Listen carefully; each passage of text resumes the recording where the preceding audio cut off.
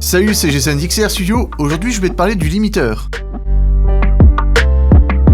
Si vous avez déjà vu la vidéo sur la compression, cette vidéo sera peut-être moins pertinente. En revanche, si vous l'avez pas vue, je vous invite à la suivre juste après. Le limiteur est là pour protéger vos entrées, en coupant tout ce qui dépasse le seuil indiqué. Pour reprendre ce que j'ai dit sur la compression, le limiteur est un compresseur, mais avec un ratio de 1:1, et avec une attaque extrêmement courte. Ainsi, le son ne dépassera jamais le threshold indiqué. Cet effet peut être utilisé pour le mastering. Attention seulement, ce n'est pas une solution magique pour que tout mastering rentre entre -1 et 0 dB.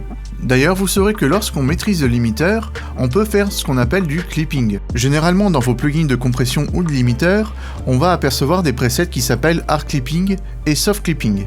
Ces presets correspondent à deux utilisations du clipping. Le hard clipping, lui, possède une attaque et une release extrêmement courtes. En revanche, le soft clipping revient à faire l'inverse. Cette façon d'utiliser le limiteur sera beaucoup moins agressive. D'ailleurs, si vous voulez une petite astuce, je vous invite à regarder les limiteurs dits brick wall. Dans le monde de la radio, j'ai pu constater cet effet pour que les voix off ne saturent pas. Sur FL Studio, pour réaliser les effets cités, je vous invite à utiliser le Fruity Limiter et le Soft Clipper. En revanche, si vous êtes sur un autre logiciel que FL Studio, regardez les plugins de chez Waves, qui sont extrêmement qualitatifs. D'ailleurs, on peut se poser la question, est-ce que l'utilisation d'un limiteur revient forcément à faire du clipping? Eh bien pas exactement. On va plutôt utiliser un limiteur pour avoir un effet naturel, et faire du clipping sur des musiques type hip-hop, musique électronique, qui sont des musiques réalisées sur ordinateur et qui du coup sont beaucoup moins naturelles que l'enregistrement d'une voix off pour un spot radio.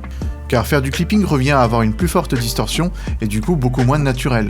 D'ailleurs, j'utilise moi aussi un limiteur sur la vidéo que vous entendez ici. On va faire un petit exercice, je vais vous présenter deux audios et vous allez me dire en commentaire si c'est un hard clipping, un soft clipping ou un signal audio sans limiteur. Je vous laisse écouter ça et me dire ce que vous en pensez en commentaire. The night is so dark.